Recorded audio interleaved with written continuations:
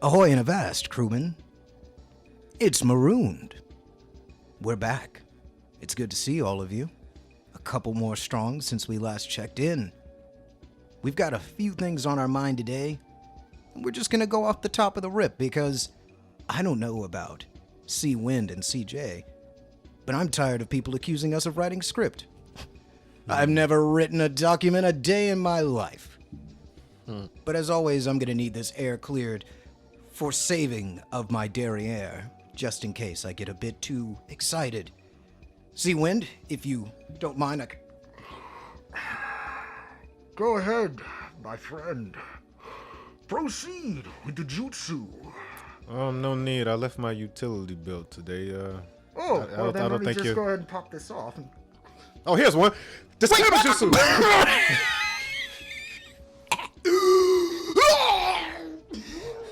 The views and opinions expressed in this program are strictly those of the host and do not necessarily reflect the views and opinions of associated brands or figures. I'll be back. Poof. Why?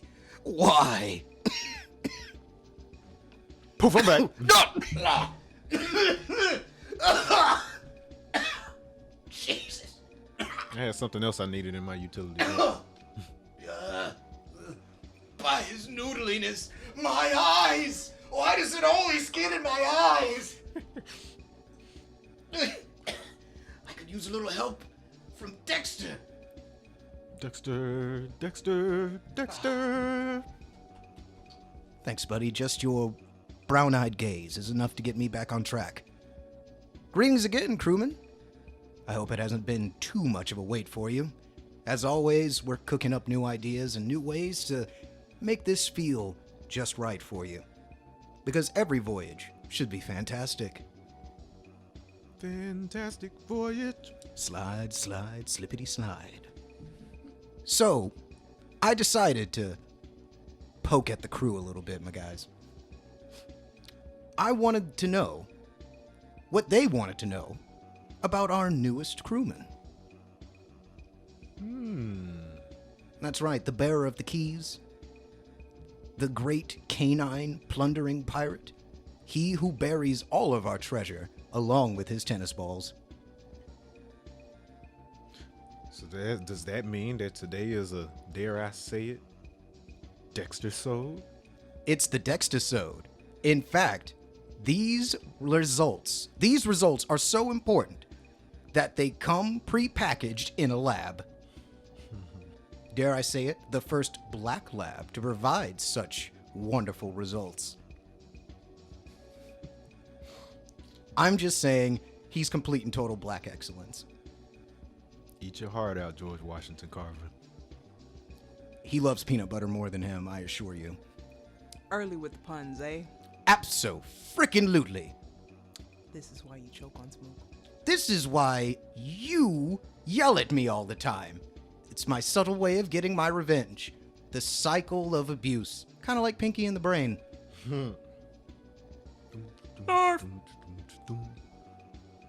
That's right. I am the one who's always plotting. I do have a big head. And I am short in comparison to most heroic types. Which is kind of unfair. And you are rather tall for a woman. Yep. Chi is rather tall for the Whammons. Yeah, it works out. The math adds up, guys. It really do. I mean, granted, when the three of us are standing together, we look like a Nokia bar in either way. You know what I mean? It's that whole Warner's vibe that we have by default. And it doesn't help, crewmen, that we always stand in order. I hadn't even thought about it, yeah. You're right. We legit always stand in order. I'm always in the middle. Chris is always on the left. CJ is always on the right. Unless we're walking alongside a street, and then CJ is always on whatever side is closest to the building. Them warners. Just a fun little factoid for the rest of you. But anyway, crewman, that's right. Every dog has his day. And today, that dog be Dexter. Yes, you. It's a dog-eat-dog world. It is a dog-eat-dog world, and as far as he's concerned, he is far too involved in the human aspect of said dog-eat-dog world. At least, that's how I feel about it most of the time. So, buddy, you ready for me to completely humiliate you in front of all 45 of the people that actually listen to this wonderful little show?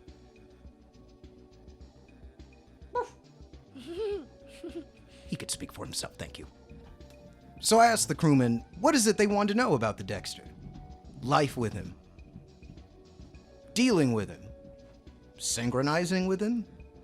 And then, of course, I figured, after we run through their questions, or maybe during, whichever, you guys weave it on in. We give them the best breakdown that we can, and Would you like to do the honors? Oh, me with the screens with all the questions? the Yeah, master nice. of quartz. Who else was gonna do it? I can come up with questions. I mean, good, because you're gonna have to. Uh-huh. I'm always You're gonna have to ready. fill that dead air with some kaze wins. See, if you stay ready, you never have to get ready. I believe that was Sada's favorite quote. It was some damn body. Somebody's favorite quote from that episode. By the way, I really appreciate that you guys share which line you found the most quotable in each episode. It's actually a pretty fun little thing. Do it in the comments too. As always, we got to do that shillery type deal. Please like, please subscribe if you haven't, and share it around. I know we're just sitting around and jaw-jacking, but hey, what else are you gonna do with this past hour, Seriously, guys, it's not about shilling. Engagement. Otherwise, we'll get blocked behind the wall of, algorithms. The algorithm. I just like talking to my crewmen, so I'd like it if our discussions got to expand and reach other ears, you know? Whether you think I'm right, whether you think I'm wrong, irrelevant. It's about hearing each other as far as I know. You know, when I hear the word algorithm, I imagine like a it's like a gorilla in like a suit because he wants to look like a man, but like he plays music like a saxophone or something. So it's like, so his name's Al, and he's like a gorilla, but he's got rhythm. So it's like Al, the gorilla with rhythm? Al, the rhythm rilla? that's it, algorithm. Yeah. I just don't want to beat on my chest no more. Want to be civilized. Well, I want to be like you. I want to find the king that is within the Kong. He didn't want to be a mean guy. He wanted to be a performer. He's still standing. He's like he's a henchman, but he's a dignified henchman. It's like he works for like a mad scientist of some sort. Mad? Bodyguard gorilla. Man, you said the secret word. Ah, man. Remember, that's mad with 2 D's. And when anyone gets stupid and tries to say madadvocates, you inform them that the second D is silent, you dumb hillbilly. See, it's only mad when it's not attached to vacates. See, hey, there's rules to this shit. Natural progression, friends. You can't spell madvocates without mad. But anywho, I don't know about y'all, but my dogs are barking. I'm ready to chew into this meaty bit that is our first actual interaction with the crew. I smell a good question coming. Quartermaster, Sniff it out. hit us up with it and let's see what I got. Dexter's go. By the way, crewman, before we get into this, of course, our maximum swabby is present.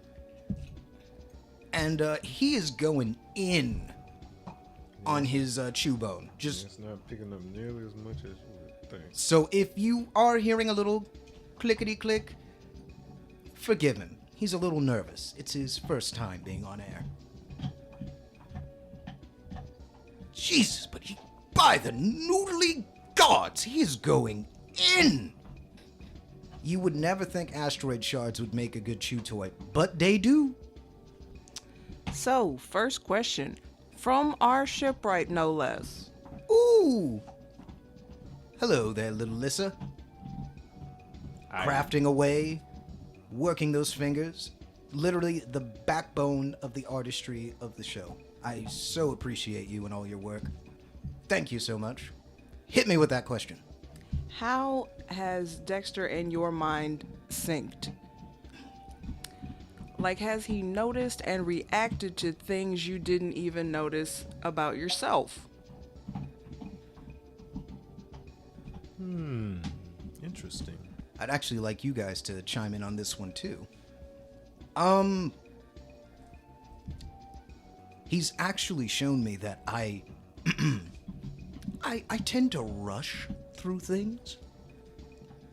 You know, I tend to really go. And I'm very diligent about that going. And I've noticed now that I have him, just how fast I move to do things. And he's actually helped me be so conscious of that I've slowed down, and it's allowed me to be more productive. There's an old saying that I learned in the Army: slow is smooth, smooth is fast. Because when you're rushing to change out your magazine, you're going to mess up 2 or 3 and 4 times, and the guy who's taking his time, he's already reloaded, and he's already taking his next shot. Dexter has helped me remember that part of my training. In me training him, in me being patient but firm with him, it's helped me navigate so many other things, from production of our show to interactions with potential business partners and allies with the Madvocates, you know? So he's made me very aware that I'm very quick to rush in. And because I have to remember, I've got a little black dog tied to me, I can't just quick change gears and go rushing off in the wrong direction, because I might end up yeeting him around the corner because he's trying to follow me step for step. But if I'm moving too fast for him, and you guys might even see me do it on occasion, where I might spin around on my heel and move, and then he was already moving in one direction, and then he's kind of like, ugh! But then, hey, no, he does not go screaming out loud and all of that. Don't you dare. I yeeted my child. I never make my dog yelp. Don't you?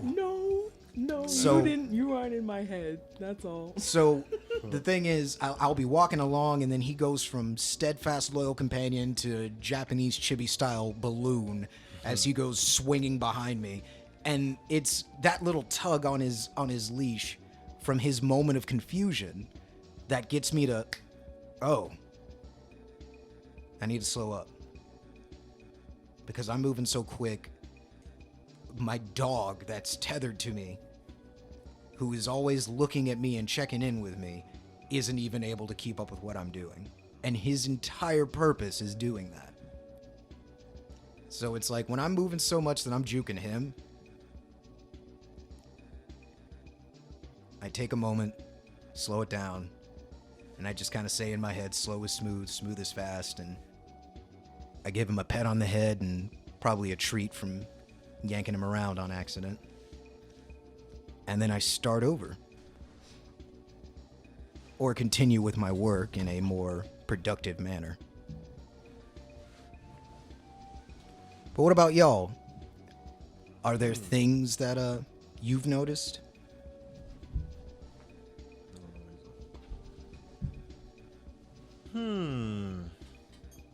Let's see. That is that. Let's see what else. I've noticed that your general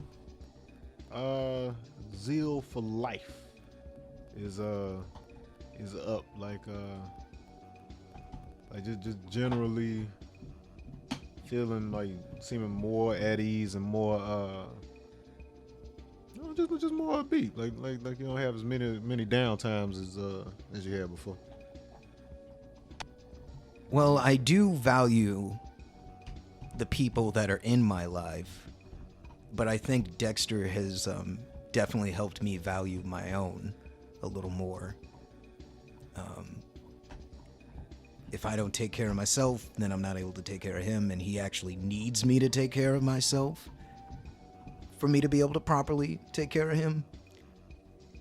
So it's almost like this weird catch-22 where I've been forced to be better because I believe my dog deserves the best. So I can't really complain with that result. He totally chewed his toy into a vampire steak. Like it is nice and pointy, and if Dracula were to walk in this room right now, we would have something perfect to puncture his aorta with. Dexter is always prepared for anything. I mean, he's got a little vest with pouches full of every little thing he could even need, including the keys to my house and my car, so. He has made the millennial mantra of wallet, phone, keys so easy because my keys go directly into his pouches. I know where his vest goes. So all I really have to look for is my phone. And usually that's within arm's reach. So even though I have to prepare more to get out the door, he's actually made getting out the door easier.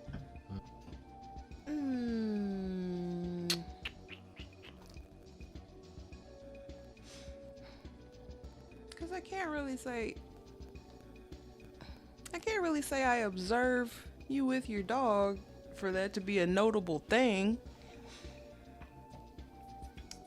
But you are a little bit more present when you actually have a, oh wait, let me check on Dexter. Okay, he's good. Oh, let me make sure he's eating. Oh, let me make sure he doesn't have to go anywhere before we go do any work.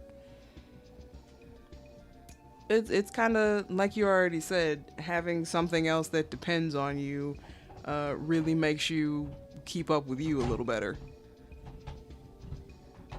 Kind of like having a kid. Yeah. Staying alive. I don't like to make, like, I know a lot of people refer to him as my child and stuff, and I don't like to make that comparison because, you know, anybody that cuts you down for saying that is an asshole, because I actually have a child, and it's very much very similar. Like it's that attachment you have to it, and we're not gonna make that distinction. Like, well, one's a human and one's your child. No, but the idea that you take better care of yourself because you understand that you got to take care of them, it translates however it comes to you. Right. Yeah. And the thing is, it's like I view him as like kind of like my little kindred spirit. Like he's literally that little piece of me that I lost. Right. Mm-hmm. So having him is like a necessity to me. So when people scoff about it, yeah. And the thing is, a responsibility is a responsibility, whether it's four-legged or you birthed it. Mm-hmm. And he runs around. See, mine just kind of lays in one spot and until she rolls over into the face and rolls over to hit you in the face. Yeah, she could do that stuff now, but yeah, she isn't nearly as mobile as this guy. So at least for the time being. And for those who he's made a friend with, you know just how mobile he can be. Especially when there's other stuff in the vicinity, namely pooches. So it takes some concentration. He's a good dog. He really does try his best. But anyway, next shot from the crewman. Oh, this one comes from my emotional support hellspawn. Ooh.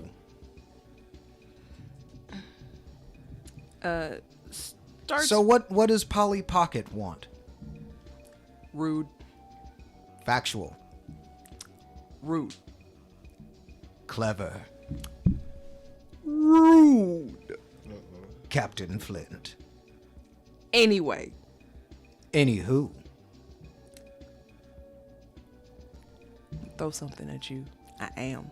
So are you suggesting that you have multiple ways to deal with this situation? Consensually? I have violence. That's how we're going to deal with this. Violence. Speed. Gratuitous violence. Momentum. Gratuitous, unending violence. Such a short fuse over a tiny person.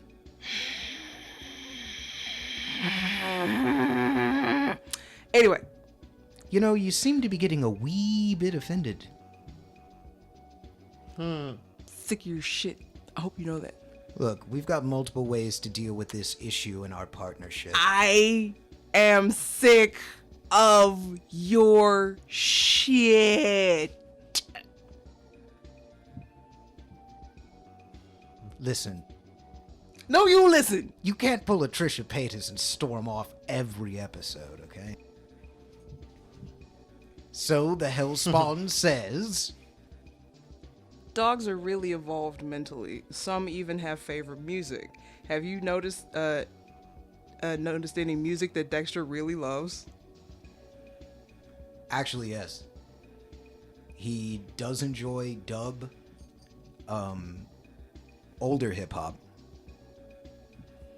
Like, I think it's the like something about like the way like the bass reverberates or something that just perks his ears up, and he actually really enjoys like dub and older hip hop, reggae, and some EDM. He doesn't like a lot of the higher tempo stuff, but bass heavier stuff he enjoys. So it seems that Dexter is, in truth, a total bass head, which is fitting, considering the way he plays with his toys. He totally headbangs. So pretty much anything that is bass heavy. I tried classical music for him. He didn't really react to that. But reggae, he definitely did enjoy. He actually sniffed the speakers while listening to dub music. So yeah, so he likes wub wub. A truly black lab. Indeed. Even his music is experimental.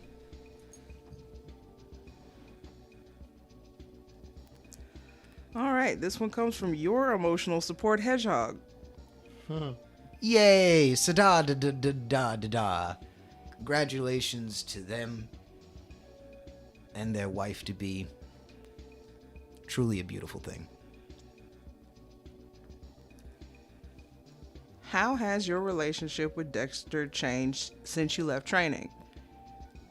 Is his way of communication with you, alerting you, etc., changed since you left? Has he become more in tune with your relationship? This is another one where I would like y'all's input on. He talks a lot now. Like, oh my god, he talks so much shit. When he doesn't want to do something, but he is doing it, he talks. He grumbles, he'll whine. Like, he'll straight talk shit to me, but he will do what I tell him to do. Like when he sees another dog and he wants to interact with that dog, and I'm like, no. And he'll sit down, but he'll be looking dead in my eyes and just being all like, the entire time until he calms down. Like, just stuff like that. He's gotten more interactive with me. Like, he almost gives me... I don't even want to say almost, because it's quite literally, he's giving me his opinion. Like, he'll give me his opinion while doing what I say. Even if that opinion is not necessarily what I want him to be doing. So, like, if I'm like, nope, sit down, be quiet, he'll be quiet. He'll look away from me.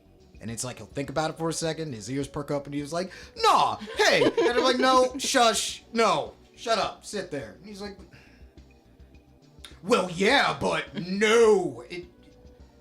And I find myself more so talking to him like he's a person than giving my dog a command. And I've noticed that actually works out better now that we know each other, because I'm able to convey my tone more in me just saying, no, dude, I don't care, shut up. Rather than just going, no, Dexter, no, and saying a billion times. That just sounds like I'm his trainer, right? Yet now he responds more to me being like, dude, seriously? Like, I mean, you guys can put in when you guys are answering the question, but in my experience with him, I'm able to get a lot more out of him whenever I just completely drop it. I'm like, dude, For real? Hey, goof. Fix yourself. And, like, he's just kind of like, oh, shit. Thanks, man. It's like, nah, you're welcome. It's cool. All right, let's go.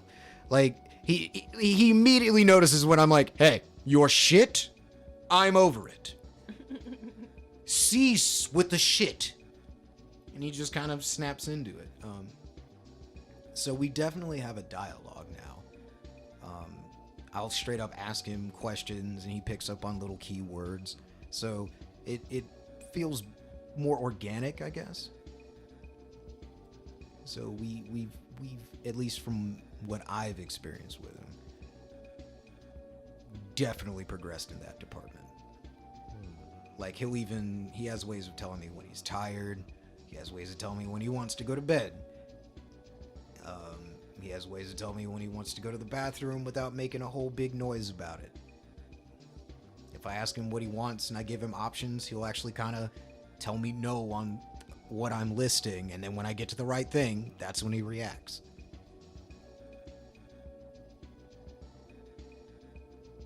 So it's actually been pretty cool. But what have you two noticed? Oh yeah, he definitely talks to you. He knows when he knows when you're talking about him too. Mm-hmm. He's looks like he's picked up some of CJ sass. Bruh. I ain't want to say. He's grumbling now. Mother. Mm-hmm. He's like, you know what? I kind of dig her steed. And then he just sighed. You know what, man? You ain't. You know, if this video gets 100 likes, dude, I'm gonna get a Dexter cam. The Dexter cam, yeah. And like it's just aimed at him the entire episode. Well, y'all have heard the challenge. I'm doubling down with 600 comments. Damn. Shit. Chris, you gonna add to him? To the 100 likes and 600 comments. And I'll go easy on you. 15 more subscribers. I challenge any fellow advocates to share this video as well. After all, we are supposed to be sharing each other's content and whatnot. Quadruple down. Gotta set that standard for each other, man. Make sure you add those tags and hashtags so people know it's cool to share. Because I'd hate for a motherfucker to share a picture of my baby and I gotta go visit somebody. So, you know, yeah. So make sure it's got the hashtags and stuff on it. Tag the proper creators, folks. Credit where credit's due. I got copyrights on that, baby. No, really, you do though. No shit. It's in the dinner. It's dinner and printed. Dinner and printed copyright. Photo copyright from the way she looking, man. Like just, baby. She's just adorable. She really is. Yeah, we just put pillows on her mom's shirt. I had her the whole time. And then when I was ready, I just said, "Hatua," and then it was baby. Seahorse. Yep. There you go. That's how ninjas reproduce. Just Seahorse theory. The whole time. We either spit out an egg or we just kind of duplicate ourselves. Just straight up Piccolo that rules, shit. Yeah. Piccolo rules. He just, one day, Chris was like, damn, I think I got another kidney stone, Cap. And I was like, oh, for real? No shit, mate. All right, we'll deal with it. So he's like, oh, damn, this is a big-ass kidney stone, Cap. And I'm like, oh, well, don't worry, mate. You'll be all right. And then he's like, man, I'm feeling a little queasy. And then suddenly out of nowhere, he does some jutsu hands, and then all of his gates opened up, and he glows red, and he hawks the biggest loogie you've ever seen. And there's this baby, and she rolls over and slaps him in the face. And thusly she was dubbed Callie Maria. Marie, no way. Calamari. Like the dish. I was trying to be dramatic. Worked hard to get that nickname in there without anybody noticing. Man, I'm telling you, when it was the plan to name her Calamari, I was so down. I'm so glad those shoes won me my spot. Conspirator in our plot to give her an awesome nickname. Straight up Assassin's Creed levels of hiding the apple of Eden with this nickname, guys. They didn't see it coming. At all. But anyway, speaking of babies, let's continue talking about mine. Your fur baby. Fa-ba-ba. For my bad. I almost skipped this one from Nadiv. The Hoove? Nadiv. And that, the Warcraft guy? That he looks like in the movie? Medivh? Yeah, Nadiv. Are you saying Nathan looks like Medivh? You said he looks like... He does look like Medivh. Like, alright. Shout outs to my big brother Nathan. Dude does look like Medivh. Alright, listen. If you watch the Warcraft film, pause it. If you know him, you'll just be like, oh shit, Nate, you were in the Warcraft movie? Why the fuck didn't you tell me, you fucking asshole? Like, I was so stoned the first time I watched that film that I legitimately was like, oh, wow. His noodliness doth bless me, my brother, appearing before me in all of his cinematic glory. I had no idea that he had finally succeeded in his aspirations to be the mage of mages, And I was completely wrong. It was not Nathan at all. He was just some actor. I wasn't embarrassed at all because I'm like, hey, look, man, all that means is all that, man, you know, I'm just an ugly old man. Fuck all that shit. Nah, fuck you. Apparently, you're sexy enough to play a fucking evil wizard, and that, my dude. Look, if you're sexy enough to summon the orc army onto Azeroth, I am tired of you talking about your B tier. All right? You shut up and feel good about yourself, you old bastard. And you better get in fucking shape, too. You better get in shape. Because I'm coming for you, Nathan. That sparring match is on, my man. Hold up. When the fuck did you put those on? Oh, yeah! The madness overtook me. My fists are like diamond-tipped drills, and they're aiming for you, my silver-haired wolfy friend. Oh, yeah, I'ma trim up that goatee. You better get chiseled and ready. I'm gonna have Sada recorded on fucking film, yeah. It'll be the first thing I post on Twitter, because I know it will be such a glorious reunion of fists to see brother upon brother engaged in mortal combat once more, as we have been fated to do since the dawning of time. So anyway, what the fuck did he ask? Can the service dog work my job while I sleep for a month? If your job's to be a service dog. I see. So in a moment where I'm seeking people's actual input so that I can share information, my brother comes in with an attempt to troll me. Of course.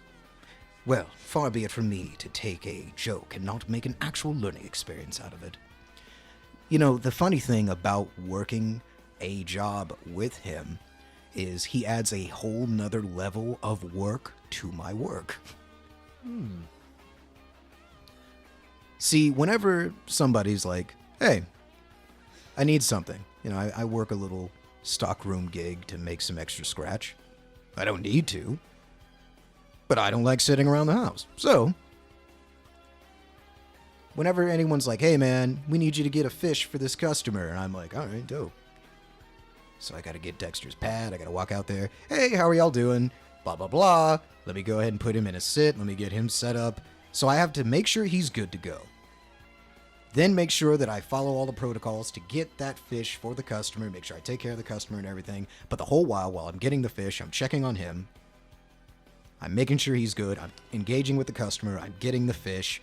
I have no time for my brain to have an anxiety breakdown moment because of how many things I'm actually actively having to manage. From him and him maintaining him just laying down and not reacting to the little kid that's like, ooh, doggy, and the ferrets that are just over there that he loves looking at, or the mouse that he occasionally stares at like, food? I have to make sure he is making the right decision while I am scooping up 3 koi fish, putting them in a bag, and talking to this couple who clearly seems like they are not going to last another day. Oof. I've never seen a man begrudgingly pick out fish before. It was really weird. Like, he did not want these fish. And he just did not want these koi fish. Like, he's just like, yeah, that one. And I'm like, oh, well, this one's a different species. It actually costs a little less. So, and he's like, yeah, that one. Okay, cool. And I'm like, so just 3, right? And then he's like, yeah.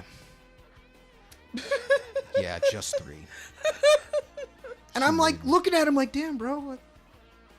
She made me pay for a whole koi pond and everything. Like, you have no idea. Apparently, there's a giant fish tank in their bedroom. She wanted, like, a Japanese koi fish wraparound tank in their bedroom. So she got the tank. I don't question because of course she knew they'd enjoy that way more than the car he was saving up to buy. Listen, I don't question the raucous of the caucus. I just scoop the fish and put them in the bag, all right? So I'm like, all right, well, let me get these koi fish. And the whole time, you know, Dex is just sitting there at my feet, making sure that the stepladder that I'm on ain't shaking. And I'm sure he was thinking, who the fuck wants these things? And why? But the more important thing is, he just stayed focused on what I told him.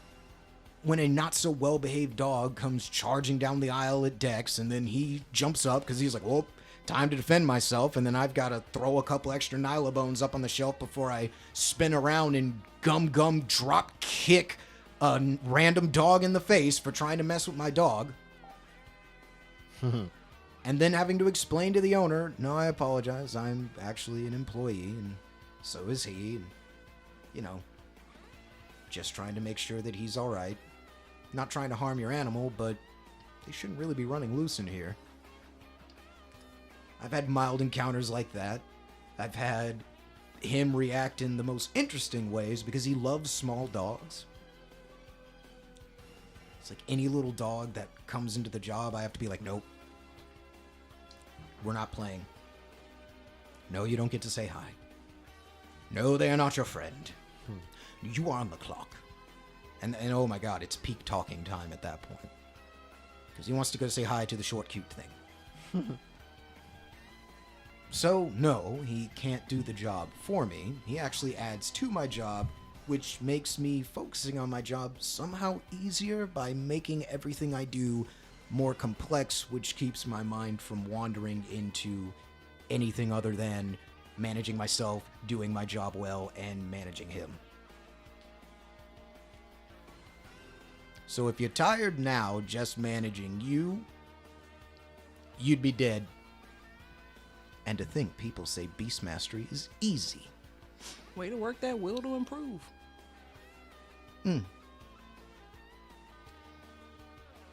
Any other questions from the crew? Yes. Ooh. I saved this one for last because it's from our mascot, JP. Ah, JP. He had quite a few, so I figured I'd save them for last and do them all together. I say we all ponder on the words of our friend in the north. Please do give me your input, you guys, on his questions. Because, you know, that's our boy. Really appreciate you, my guy. I'm working on them kits, don't worry about it.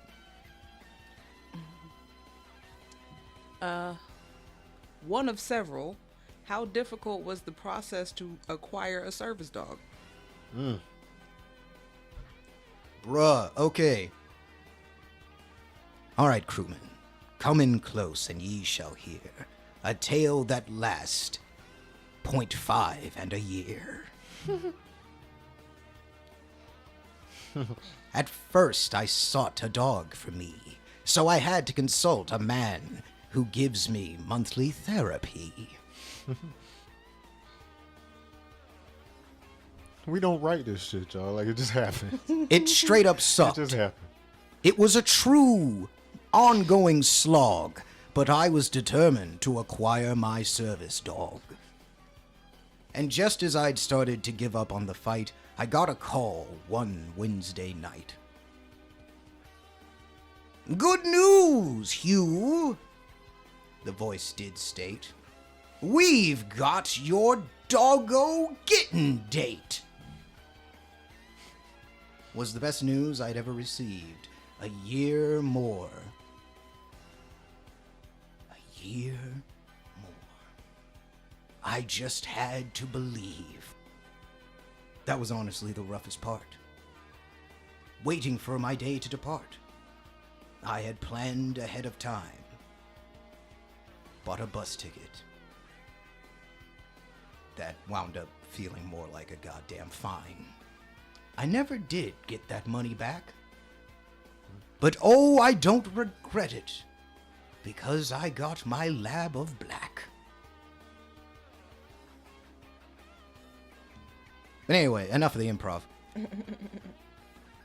Yeah, I wound up going to my therapist and we were working through all my issues and trying to focus on not...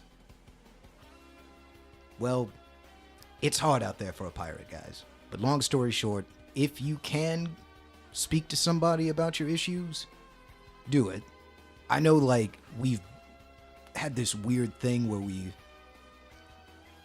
Like, it's almost like this beautification of depression. That has happened. This, like, beautification of being depressed. Like, you know, pretty little one-liners about being sad and broken, and we make it sound like it's this really fun, artistic thing. Like, it's a creative's burden to be a broken soul. And that's stupid. I hate the romanticizing of it. So I wanted to strive to maintain my creativity while working on my shit. So as I went through different avenues, you know, medications, figuring out what parts of my life just weren't working. Was I happy working for somebody else? No. So I made the steps to start my own business. Was taking all these medications working for me? No, I want to be able to cut back on them. I want alternatives. And that's when the idea of the service dog even came up. So I had to reach out and figure out what places I was within range for, and that's when I found Canines for Warriors. And like I said, I got put on that list, and they gave me a call, gave me a date. I was all excited, and then fucking COVID happened. And it turns out I lucked out. COVID only pushed me back by a month.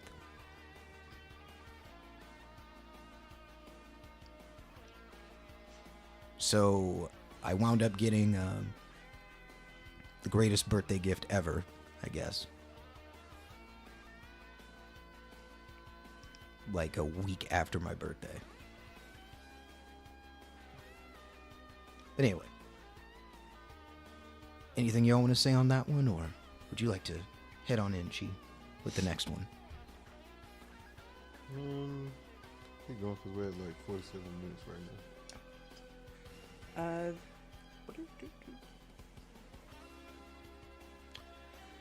So the next question was, what would be your comparison of how you were pre-Dexter and your life now?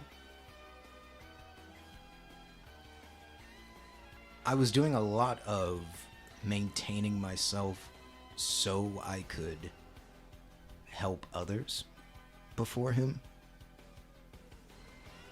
Like, a lot of my work was me just kind of doing what Quartermaster oftentimes informs me not to do, which is pouring from an empty cup. Like, I would completely drain myself mentally, emotionally, financially, to make sure that others were good. And I would oftentimes neglect myself in the process. Now that I've gotten him, I'm more aware of myself and maintaining my own things and, you know, my own standards of living. Because, as I said earlier, they directly affect him. So that's one difference. That's a huge difference that I've noticed. That it's in a weird way, having him has made me be considerate of myself when I'm thinking of everyone that needs to be taken care of this month. It's like, I gotta look out for the crew. I gotta take care of anybody in the Mavicus that needs help. You know, let me make sure that this is going well. Let me make sure that we got this meeting. Oh, Dexter needs food. And I immediately start reworking my budget and reworking my time so that I can make sure I facilitate that. So it's just nice to be more aware of what I need to do and what needs to be done. Anything from you, my dude? Well, let's see. So,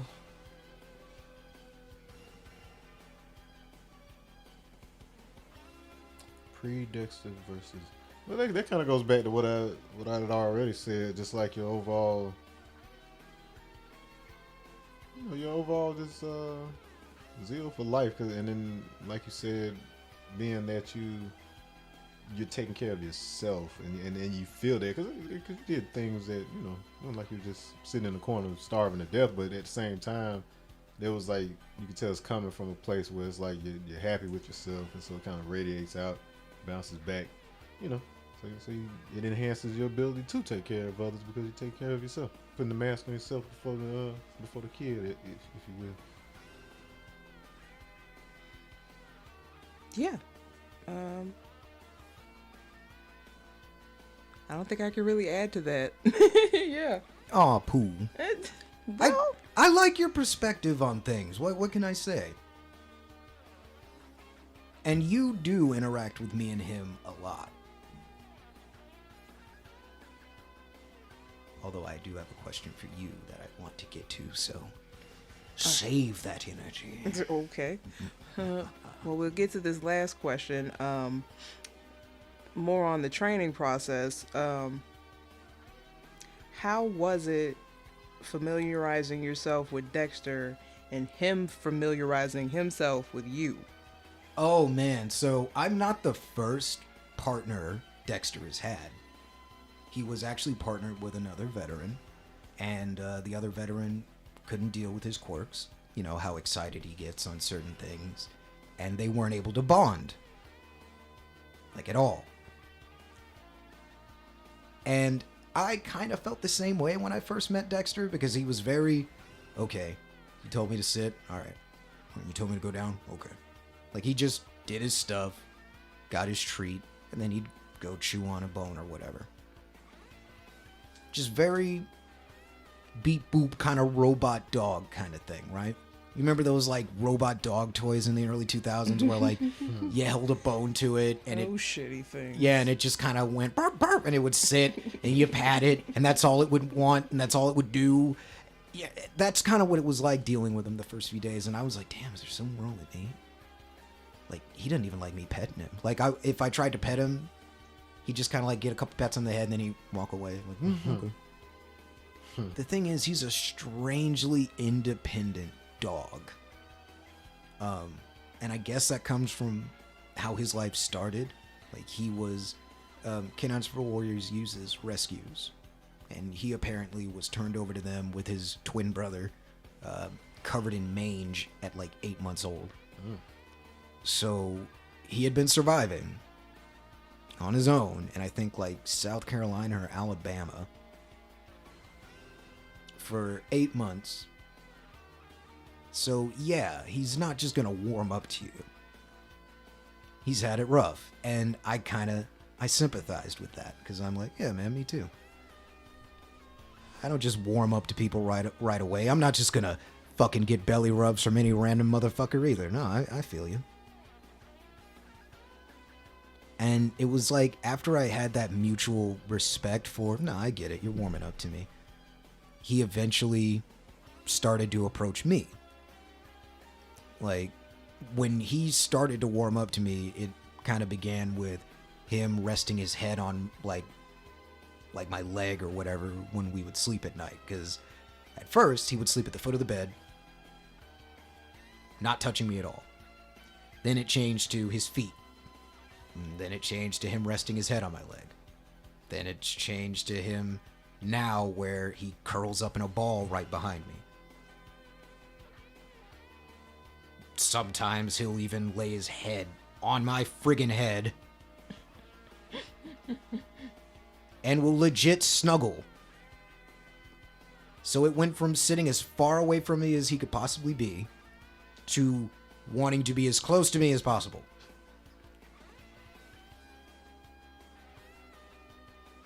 And it's taken, until we've gotten home, actually, to him getting to the point where he, like, snuggles up to me and stuff. Like, that's all been relatively new from when we were training together. Because he's 2 years old now, so he was training for almost a year and a half. So, funny enough, around the time I got on the list, he was undergoing training. Nice. I know, right? The meta. We were connected by noodly strands. 'Twas our destiny.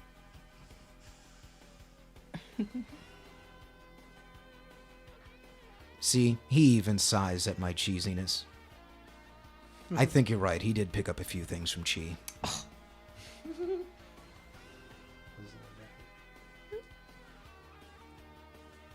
Thank you very much, crewman, for your interaction. I appreciate you guys asking what you want to know, and hopefully I was able to answer you clearly enough. Shout outs again, and a humongous thank you to Canines for Warriors for everything y'all did. Special shout out to Sarge. I haven't gotten to link up with you on PlayStation yet, man. What's up with that? Come on. Cold War's already dropped. Let's go. I hope Woody's doing good. I hope you're doing better. Stay dope, my dude. And also DJ, man, the other soldier I was there with. I hope you and Norris are doing fantastic, man. But now, I'd like to turn it on you two. Well, As y'all know, I do love to bide my time and slap back with that counter. So here's the haymaker for you. What's the most annoying thing you guys have witnessed happen to me and Dexter since I got him? The obvious. Shit, naturally people always want to either touch them or they're No. How they'll talk to Dexter like you're not there. or they'll ask me about Dexter like he's not tied to you. I swear, it's like I do not exist. It's like I'm a post. I'm just a hitching post. They look offended when I go, well, it's his dog, and don't answer them. I had a lady when I was on the clock at the job. He's in his full vest. He's in a downstay, and I'm working, and I'm cleaning out the. I think I was cleaning out the dog wash, and she looks at me and goes, "Can I pet your dog?" It says and on I the said- vest. I was like, you mean the one with the vest that says? Yeah, you mean the one with the vest that says "Do not pet, service dog," right? And I look at her, and I'm like, "Well, unfortunately, no, ma'am. I'm sorry. He's working, and right now he's doing everything in his power to do what I told him to do, staying over there like a good boy while I take care of this." And she looked at me like I had, like, jumped up, slapped her kid with a rawhide bone, and then sprayed him with, like, the hose I was using to clear out the dog wash. The straight up glare that I received would have resulted in paralysis if I were not Karen-proof. That 30% rubberized skeleton coming in handy for the pirate. Y'all know what's up. But the thing is, she was so offended that I was like, well, no, he's working. Like, she actually scoffed about it. I had one little girl be like, "Can I pet the puppy?" And she started to walk up to him, and then her mom's like, "No, you can't pet him. He's working." And then she tried to guilt me by going, "Yeah, she's really sad. She didn't get to pet the kitties, and now she's not able to pet the dog." And I'm like, "Yeah, that be life, though." I guess you better take her back to pet those kitties. I mean, I guess this is a great learning experience for the little white girl. Now she knows that sometimes you're just not going to get to do what you want to do. Yeah. It's a learning experience, Mom. No, you're not going to guilt me into letting you disrupt my dog who is working. But okay, blatant ignoring of me, talking to him, which, again, that's one of the main things. You're not supposed to try to distract him.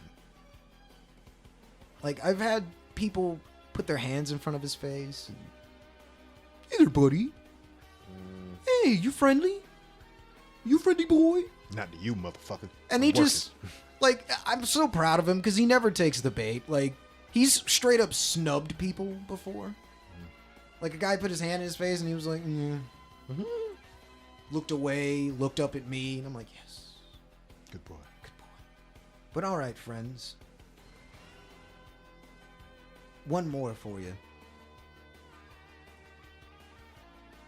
What is anything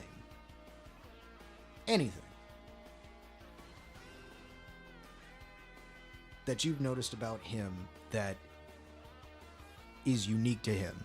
Like, what sets him apart from any other dog that you two have encountered?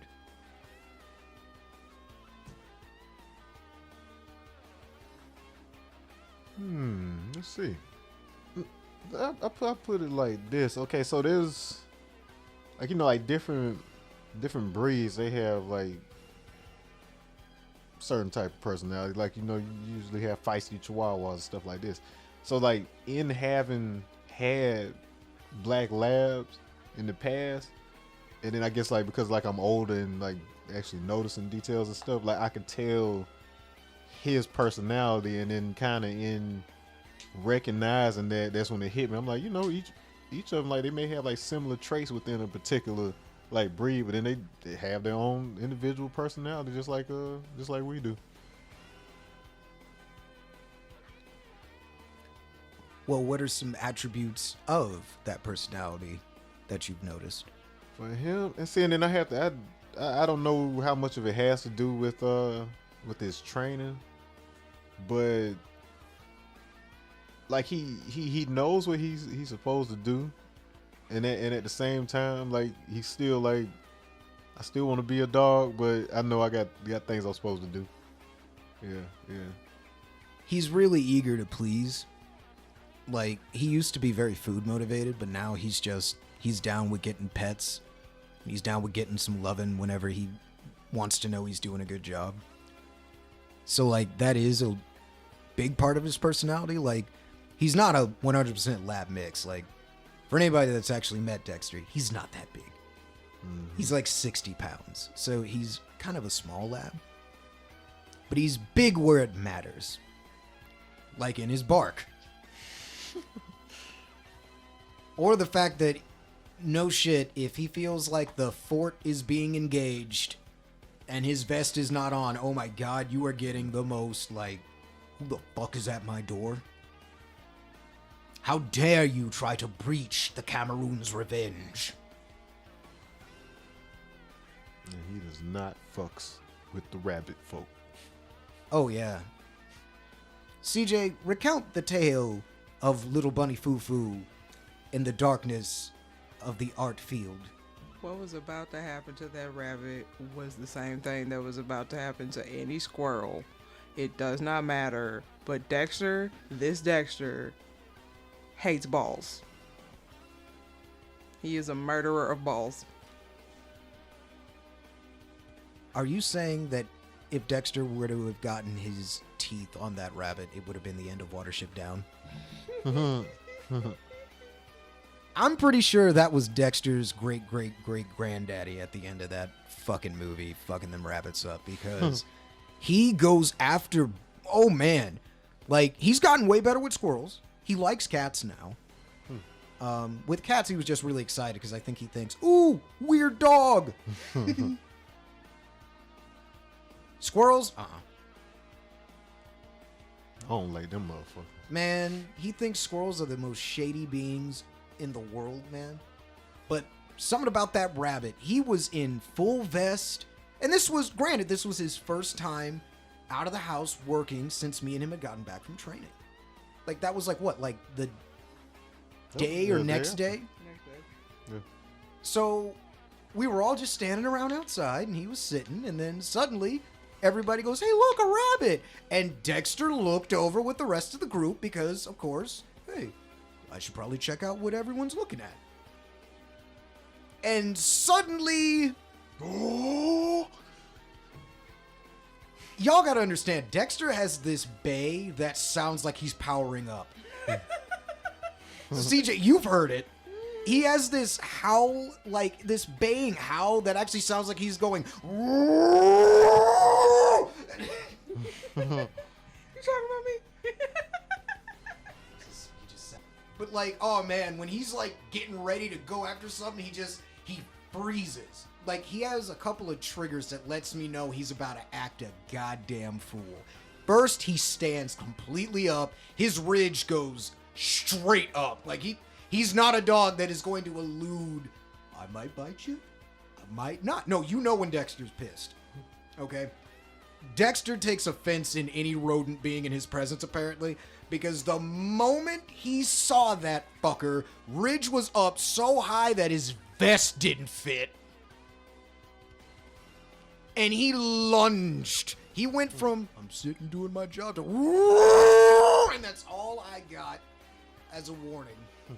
As he just hyper mode, exam system pop, jumps forward. And the only thing that reminded him that he was working was the leash immediately yanking him. And he stopped for a second. He looked back at me and he's like, I just... And I'm like, all right, come on, dude. Come on, let's go. Come on. I got something way better than a squirrel. I got you toy. And totally reset him. We had a moment. We came back over and I'm like, yeah, guys, so... He's totally lab mixed with some kind of hound dog because Jesus, the noises he makes when he sees quote unquote prey. I don't want to know what he'd do if he saw a chicken. You probably sing like them niggas in them Popeyes commercials that I don't appreciate. Man, Dexter would be more at home on a farm. My dream for him is for me to be able to retire, get a bunch of land, and for him to have his own little private dog park that's like a little farm for him to just kind of walk around and like sniff stuff. Like, I'll have like a chicken coop where he can't get to the chickens, but he can sniff them. Just stuff like that, man. I just want to give him his own little Valhalla to retire to after I've gotten my shit together enough to not have to drag him with me everywhere. Because man, oh man, does he get tired at the end of a 5-hour shift. Oh, yeah. But he tries his best, man. And for that, Dexter, we salute you. Absolutely. Thank you so much, little dude. But anyway, my friends, it's been great catching up. I've had fun. Have you two had fun? Always. I'm glad. Now look here, guys. We're always going to keep improving. In order for us to keep that improvement going, I hate to beg. I really do. I'm not a man to beg. But I need you to share this around, man. I need you to at least comment on it. We've given you the challenge. You'll get Dex Cam. He's worth it. Like, he's totally worth it. We'll be back. Beaming y'all up onto the deck so that we can talk about the social woes of our peoples. Because at the end of the day, there's only two kinds. There's the rich, and then there's us. But there's just a whole lot of bigotry in the way, clouding up that clarity. And I'm not going to promise you that I've got all the answers, but ooh, damn it, I'm going to try and figure this shit out. And you guys are going to be right there with me. And as always, clear in the air so I can make sense of things. Did someone say clear in the air? Wait, no, Why again? Oh, reflex. Tell them goodbye. Hey, until next time, y'all. Peace. Quartermaster. Quartermaster. I hate to break it to him, but I was faking it. I had my shades on that time. You're not gonna get me with no late stage smoke bombs. Oh no. When you stay ready, you do not have to get ready. Mad rules to reflect on. By the way, Ninth Gutter, I'm proud of you for stepping up, being there for the Madvocates when we need you. Yeah. Shoutouts to the Aquaman in the Justice League. Yeah, just a more boy. But I got one little complaint. Sage, you and I gonna have a conversation, yeah. When the captain has orders for you, you stand by. Or you at least inform him when you got a little side quest venture you wanna go on, yeah. You never know. You went to my hometown, I could've hooked you up.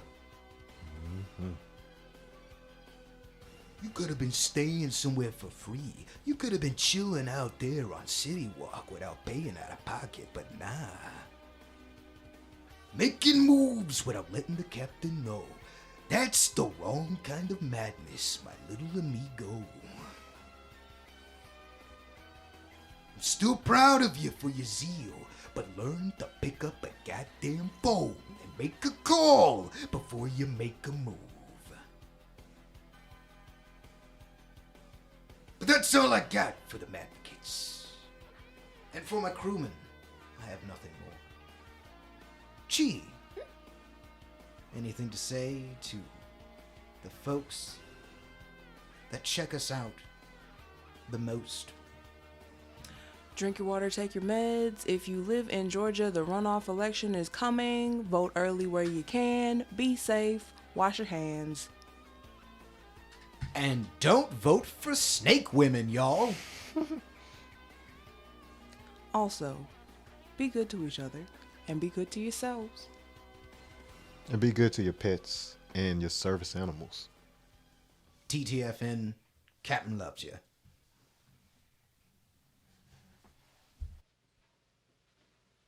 You're still here? It's over.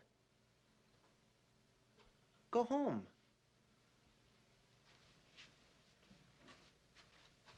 Go.